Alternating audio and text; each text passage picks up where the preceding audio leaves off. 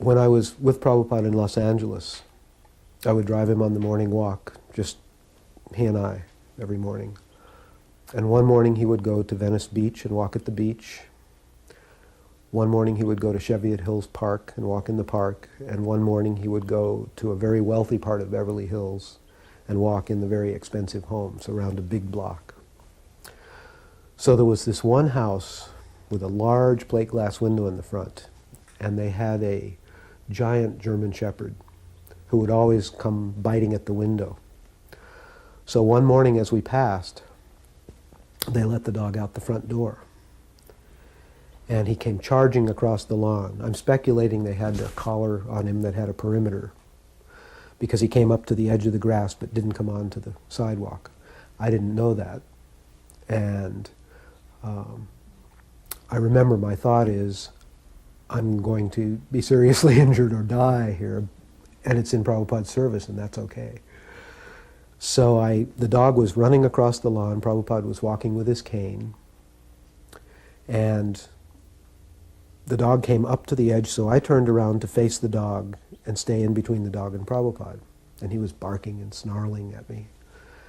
And I was there for a few seconds, and I glanced over my shoulder, and Prabhupada had very nonchalantly just kept walking, hadn't hardly paid any attention to what was going on.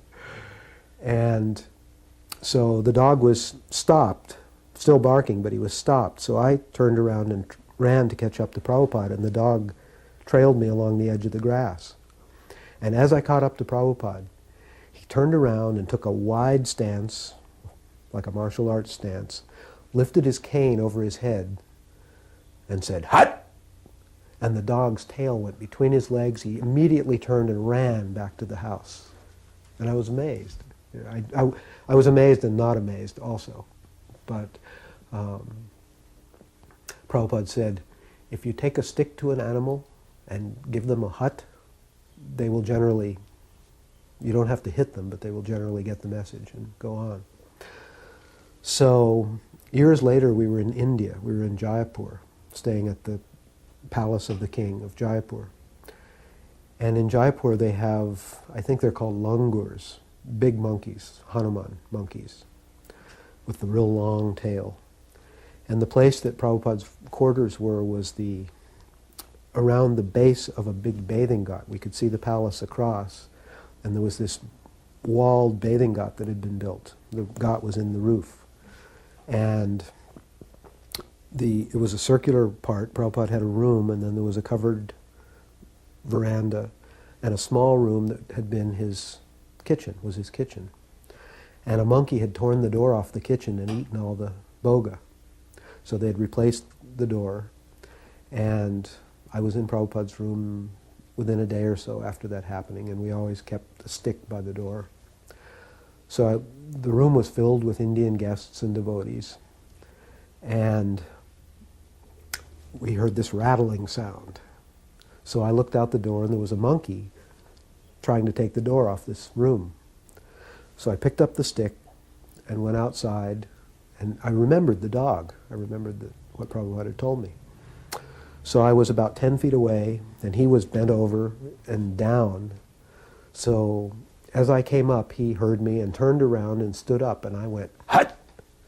And he looked at me and puffed his chest up and bared his teeth and started walking towards me. And he was almost as tall as I was.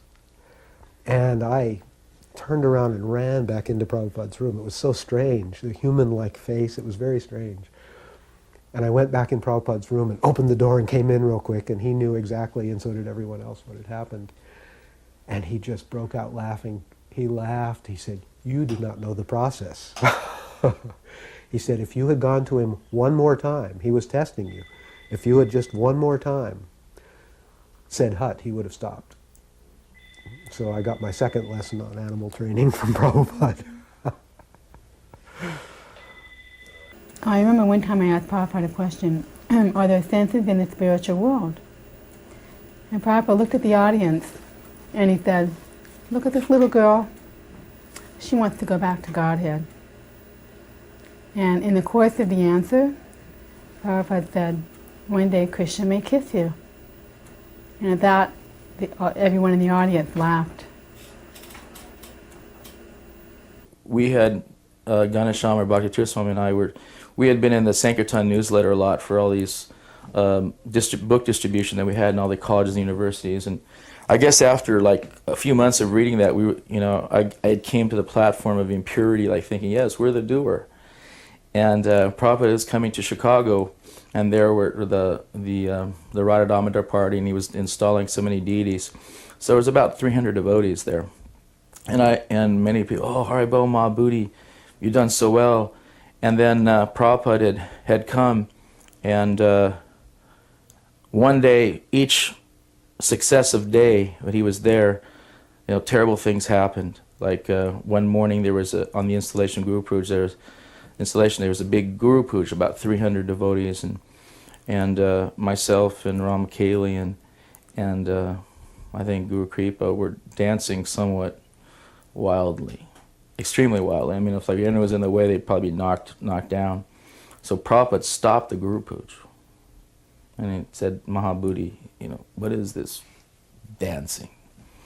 And he goes, that is not Vaishnava jazz. And then he turned to Brahmananda, and he said, show them, was it Kurnatai style, or show them Sankirtan style, whatever. And he had Brahmananda do the Swami step. And then it was like you could hear a pin drop. The artik went back on, and I remember floating back all the way to like the 301st person. And successively, Prabhupada he had a big press conference, and I noticed there wasn't a book table up there for the books, and Prabhupada always wanted to do that. So he put I put books up there, but he just told all the devotees how all of his devotees pay obeisance before they came in. And so when I came in, it was a little late because I just finished setting the thing up, and everybody was all over the place, so I didn't want to make a disturbance, so I just thought I'd slide to the back.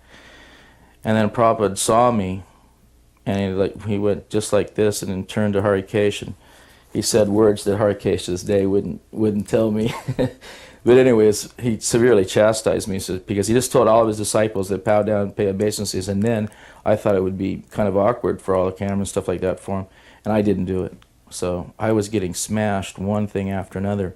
We came in the room, and he was having a personal association. It was going all through the library party man, and he was going, this is Gokulananda, and he's talking about Krishna, and this is Ganesham, talking about Krishna, and then Satsrupa is, this is Mahabhuti, and he just looked at me and just, next. And so I felt like after 3 days of that, I had committed so many offenses that I was ready to go jump in the Chicago River. And when I finally got to that platform, feeling useless and that we're not the doer of any of our services, then at that point, then Prabhupada again allowed us to have his association.